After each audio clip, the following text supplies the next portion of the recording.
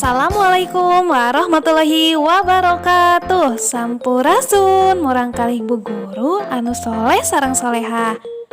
Di pekan ieu urang diajar basa Sunda nyaeta tentang pakakas kabersihan. Kabersihan mangrupakeun sabagian tina iman.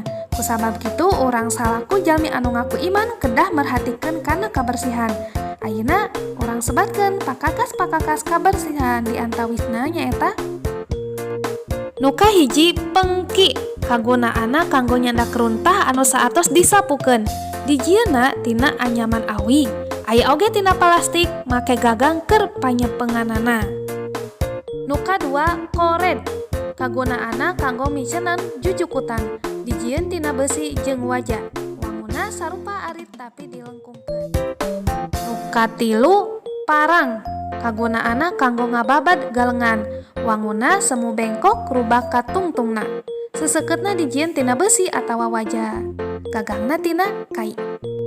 Nu kaopat gayung atanapi siwur, kagunaanna kanggo nyiuk cai tina buyung, tina seeng jeung sajabana. Dijieun tina batok, gagangna ku kai atawa awi panjang. Nu kalima baskom, kagunaanna wadah cai, wawadahan model jajambaran dijieunna tina plastik, seng atawa tambaga.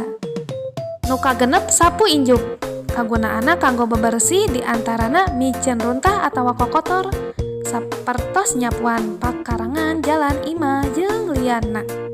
Nu katujuh duster bulu atanapi kemoceng, kagunaanna kanggo ngabersihkeun kokotor kebul. Nu kadalapan nyaeta elap, kagunaanna kanggo ngabersihan tehel atawa parabotan nu sanes.